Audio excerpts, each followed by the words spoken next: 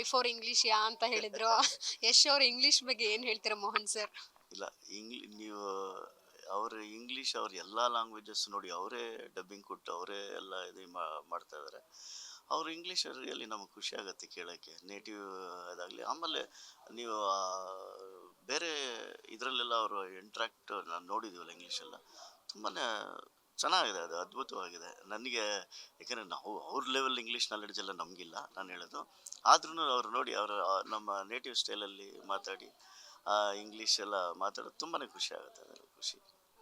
Mohan sir, ಈಗಾಗಲೇ ಈ ಒಂದು ಜುಗಲ್ಬಂದಿ ನೋಡ್ತಾ ಇದ್ರನೆ ಯಾವಾಗ ಸಿನಿಮಾ ತೆರೆ ಮೇಲೆ ಬರುತ್ತೆ ಅಂತ ಕಾಯ್ತಿದ್ವಿ. ಬಟ್ ಆದ್ರೂ ಸಹ ಹಿಂದೆನೆ ರಿಲೀಸ್ ಆಗಬೇಕಾಗಿತ್ತು ಟಾಕ್ಸಿಕ್ ಸಿನಿಮಾ, ಸ್ವಲ್ಪ ವಿಳಂಬ ಆಯಿತು. ಆಗ ನಿಮಗೆ ಟೆಕ್ನಿಷಿಯನ್ಸ್ ಇರ್ಬೋದು, ಪ್ರತಿಯೊಬ್ಬರಿಗೂ ಪ್ರಶ್ನೆಗಳು ಬಂದೇ ಬರ್ತಾ ಇತ್ತು ಎಲ್ಲಾದರೂ ಸಿಕ್ಕಿದಾಗ.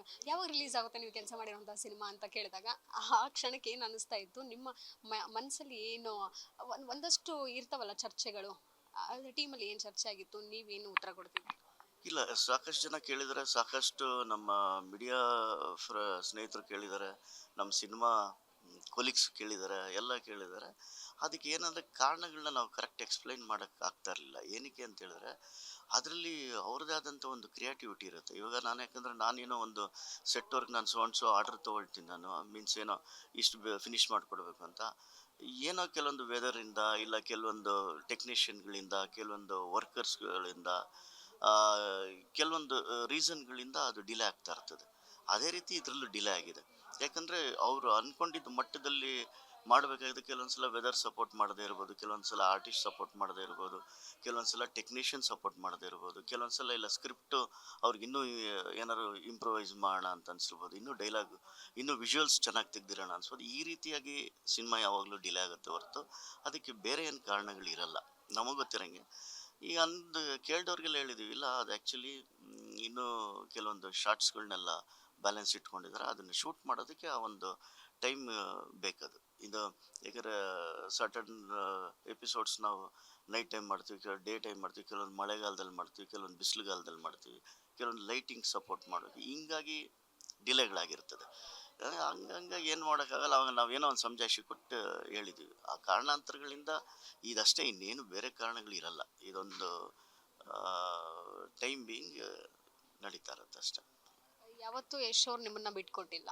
ರಾಮಾಯಣ ಸಿನಿಮಾಗೂ ಏನಾದರೂ ನಿಮ್ಮ ಕೆಲಸ ಇದೆಯಾ? ಅಲ್ಲೂ ಕೂಡ ಏನಾದರೂ ಡೈರೆಕ್ಷನ್ ಮಾಡ್ತಾ ಇದ್ದೀರಾ, ಹೇಗೆ ಸರ್?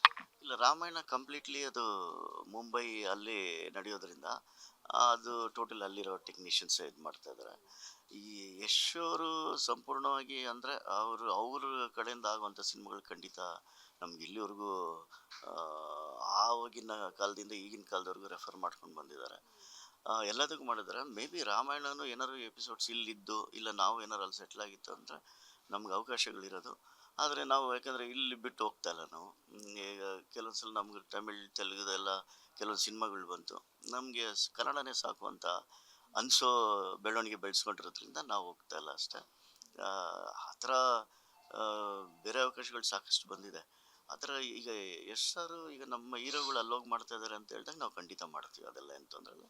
ಅಂದರೆ ಯಶ್ ಸರ್ ಆ್ಯಕ್ಚುಲಿ ರಾಮಾಯಣಕ್ಕೆ ಟೋಟಲಿ ಅಲ್ಲೇ ಕ್ರಿಯೇಟ್ ಮಾಡಿ, ಅಂದರೆ ಅಲ್ಲಿನ ಟೆಕ್ನಿಷಿಯನ್ಸ್ ಆಗಿ, ಅಲ್ಲಿನ ಕ್ರೂನೇ, ಅಲ್ಲಿನ ಡೈರೆಕ್ಟ್ರ್ ಅಲ್ಲೇ ಇರೋರನ್ನ ಅವರೆಲ್ಲ ಒಂದು ಸೆಲೆಕ್ಷನ್ ಆಗಿರುತ್ತೆ.